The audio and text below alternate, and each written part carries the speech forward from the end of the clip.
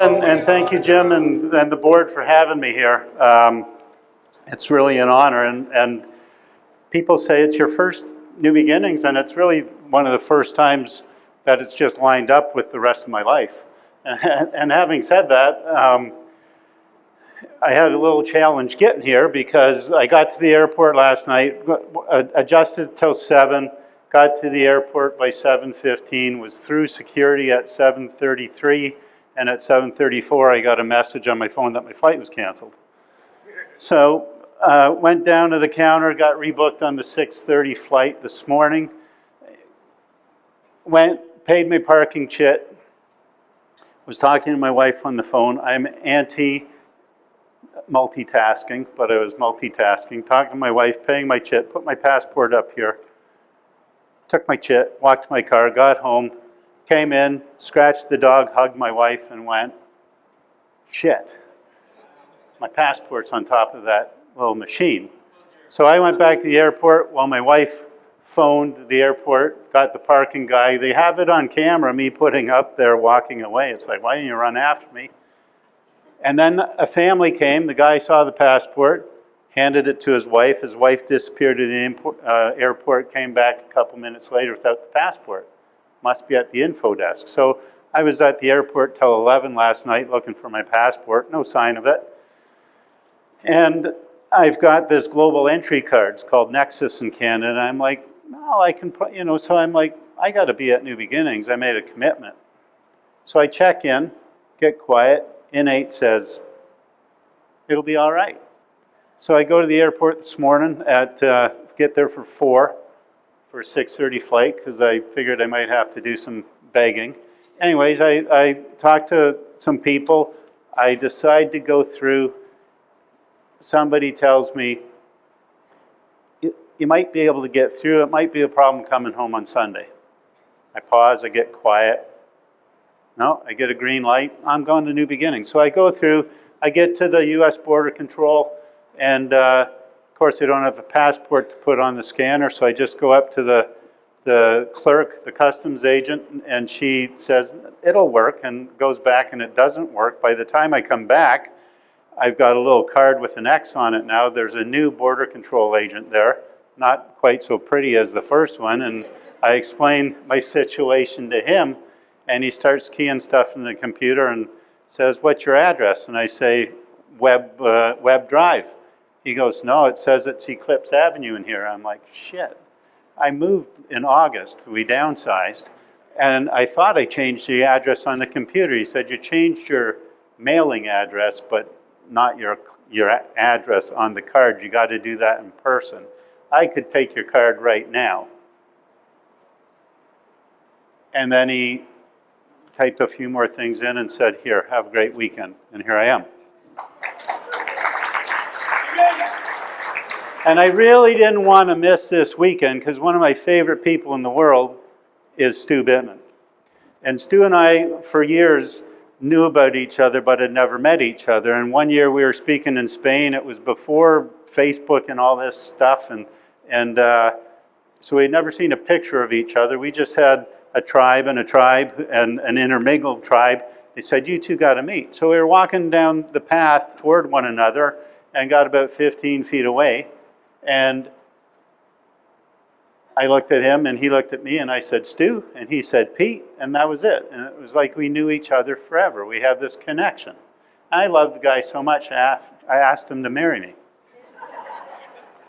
And he said no. And he says it's one of the 2 things in life that he regrets, actually, if I'm accurate. However, this weekend we're sharing a room together, so I'm getting closer. And we don't need to share a room together, right? We can both surely afford to pay for our own room. But we choose to. And why do we choose to share a room together? The reason I choose to share a room with Stu is because I cherish his presence. I cherish sharing my heart space with his heart space. And I started thinking about it, and it was addressed a little bit this morning. Some of the speakers were talking about words. And words might be important, but it has been said that thoughts and feelings pass through walls that words can never penetrate. And it's been said that who you are speaks so loudly that I can't hear what you're saying. And so, and then the video of the singer who lost her husband, she said, I just want to make him proud. And I thought to myself, which him? And I started thinking about, like, what are we going to take with us? Like, when we exit these earth suits, what are we taking with us? I'm not taking my car. I'm not taking my passport. I don't think I'll need that where I'm going next. There are no borders where I'm going next. There's no borders where I live right now, if I'm honest about it. And I started thinking about BJ's big vision. How many people know that BJ had a vision of what humanity would look like 4, 5, 6, 700 years after chronic subluxation had been eradicated? What would humanity look like after humanity was living clear of subluxation, fully connected to the Creator through their innate? See, that's where I live. Subluxation's not a big deal to me. Life is a big deal to me. So I live and I think about life and the river of life flowing from the infinite sea of life that flows into each and every one of us as our innate intelligence. And so I appreciate that when I give a chiropractic adjustment, it's not above, down, inside out. It's above, down, inside out. And I would, if I needed, and I like the term principled chiropractor either, because if you're not principled, you're not a chiropractor. It's just part of who we are. But I appreciate that when I deliver a chiropractic adjustment, because universal and innate always work for the highest good, I'm improving that person's relationship with themselves and their relationship with all of creation. I'm reconnecting them to source energy. I'm reconnecting them to all of creation. In fact, I believe when I deliver a chiropractic adjustment, the entire universe resets itself. And I appreciate that when the Creator loved me into existence, they tattooed a vision for my life on my soul.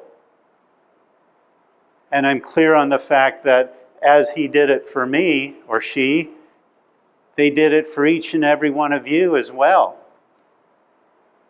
And our first mission in life is to find our vision, to find our it, as Stu said. And my vision is BJ's vision, a world free of chronic subluxation, fully connected to universal intelligence through their innate intelligence, fully connected to God through their innate, so that they can do one simple thing for the time they're here. Thy will be done. Simply be a master of their innate so they can simply live an innately guided life. Be acutely aware of what innate wants them to do, trust it implicitly, and take massive action on it. Because when I think of BJ's vision, which is a vision that would be a healthy population with a need for little or no hospitals. We might need hospitals to take care of traumas and gunshot wounds. And once we got enough people adjusted and chronic subluxation was reduced, we could have fewer hospitals because there wouldn't be any wars anymore. And we'd take those hospitals and we'd build chiropractic institutions because the world would need more chiropractors to keep it clear. And we'd take prisons and they'd be empty because He said only an insane man does bad things. And insanity, unsound thoughts are the product of a subluxated human being. And when we reconnect them, they start thinking sane thoughts, so they stop beating their child. And the jails are emptied, and we turn them into factories to make products that make living easier and give more leisure time so we can spend time with their families. And He said, and I love this one, we'd have smaller governments with less taxation. If you're from Canada, you really get that one. because we wouldn't need so many social services with a healthier and a connected population. And he went on and on and on. And he wrote this back in the 1940s. And I'm thinking, yesterday, I'm thinking, so when I think about BJ's vision of this humanity free of chronic subluxation, how are we doing? Because if we think of the world population, I would say we're seeing way less than 1% of the world population. We've got a lot of work to do, gang. And where does it begin? Yeah, it doesn't begin with a marketing plan. It doesn't begin with scripts in your office. It doesn't begin with a new adjusting technique. It doesn't begin with more words. It actually begins with fewer words. It begins in the fourth dimension. It begins in the spirit realm.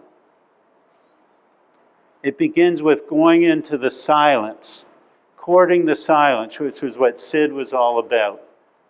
Going inside and sitting quiet and humbling yourself before the Creator, praying for a vision that would be good for the people.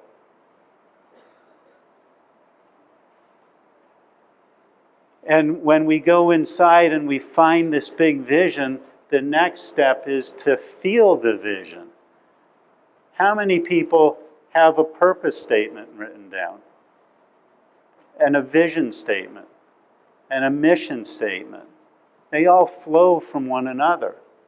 And my vision is BJ's vision, a humanity free of chronic subluxation, united in the truth of unconditional love. And my mission is to share my purpose and vision through the gift of chiropractic wherever I go with whoever I meet. And I would contend that if you're in this room, your vision might be the same vision. And I built my practice on two things: seeing it and feeling it as I wanted it to be. And I learned that I want was not good enough. I learned through experience that getting quiet and letting the vision unfold was what was required. And that vision has taken me all over the world. I never dreamed I'd be sitting in front of a room full of people anywhere. I graduated chiropractic with the desire to help humanity through the gift of chiropractic college, or chiropractic care, rather. I went through an evolution like Stu and many of you. But now when I sit there, I just sit every morning, 5 o'clock in the morning until 6:10 in the morning with my dog on my lap, and I open up my heart space and I get quiet and I imagine what the world would look like if everybody on the planet was clear and connected. And I don't try and manufacture the image, I let it flow. And I couple it up with two feelings: love and gratitude. And I appreciate that just as BJ passed his legacy on, so will I. What will people be writing about me 40, 50 years after I'm dead? Well, hopefully a little better stuff than's been written in the past few months. I've been on the front page of the national paper 4 times since November. But that's okay. And I was talking with Brian on the way up. We had a great chat with his wife, and I was telling him that my father created a hockey program in Kitchener, where I grew up. I grew up in a little town in Ontario, Canada. My dad was a cop. And him and a couple of his buddies started a hockey program that they called Police Boys Hockey. And they took juvenile delinquents, and they took them off the street, and they put them in a rink where they could meet them out of their uniforms. And they taught them how to play hockey, and they taught them how to play as a team and to play by a set of rules. And it grew and it grew and it grew. And they did it for 12 or 13 years from, I think, 1951 to 1963. My dad would work the night shift, come home, change, go to the rink, while my mom was at home with 6 kids under 8 years of age. And him and his buddies would dedicate themselves, and he'd be donating equipment to the program. I was at home without equipment, sewing the holes in my gloves, stealing the elastics off my mom's canning jars to hold my shin pads on once I got them. But my dad and his buddies dedicated themselves to this vision, and they thought if we can just give them a different environment, maybe it'll make a difference. And by the end of the program, it was a massive organization. They had so many kids playing, they had to divide the rink in 3 and play crossways, so 6 teams would be playing at the same time. And the ratio of delinquent kids to good kids was about 17-2. So each team had 2 bad kids on it and 17 good kids. And in the entire time of the program, they had no kids go bad. Every one of those kids turned their lives around. And I remember when my father passed away in 1989, boys that he coached in minor hockey in that program came to his funeral to pay their respects, saying, he turned my life around. I learned that when people were in jail, my dad would go and take their children books and toys and check in to make sure the family was doing okay. And then when the person got out of jail, my dad would come to make sure the person was staying on the straight and narrow. And I learned about Police Boys hockey in 2017 because they're still writing about it in the Kitchener-Waterloo Record. That's called a legacy of love. So you're not taking anything with you, gang. You're not taking anything with you, and if you think you own anything, that thing owns you. We are all blessed with gifts from the Creator, the gift of healing by touch, from a space of unconditional love. And our responsibility is not to hang on to those gifts and hide them, but to develop them and master them and then to give them away through this beautiful gift called chiropractic. To deliver an adjustment from a space of unconditional love, with zero attachment, knowing that all you're doing, which is all that needs to be done, is reconnecting that person to source, to unconditional love. And we're all going back to where we came from. We came from love, with a vision tattooed on our heart. And as we give that vision away, we will return back to love as we exit this form. There's nothing more to it. So why not just be love right now? And I've been, under the gun, so to speak, up in Canada. Like I am a wanted man in chiropractor in Canada. I'm the most wanted chiropractor in Canada on many levels. And I'm going to tell you, I sit on the board of the college that wrote that thing about vaccines. I think you all know how I voted.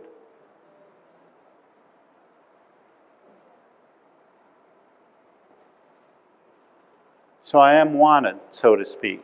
In fact, I got a text at lunch that told me I'm going to actually get to retain my seat on the board because people were trying to run me out. Innate's got my back. See, I know who I answer to at the end of the day. And I'm square, and I know that if I can look myself in the mirror at the end of the day and I know I've served the principle and that I've done it in an innately guided fashion, and I've done it not for the people, not for me, but for the principle, because that's who we serve and what we serve. We have to get clear on that. If I can look myself in the mirror and know that I've done that and that I was aware of His will and obedient to it, I can put my head on my pillow and sleep at night. And they can say whatever they want about me. I really don't care. I do get pissed off when they talk about the principle and attack. For those people who have been attacking my principle, right there, bring it on. I'm ready for you. That's all I got. I love and appreciate you.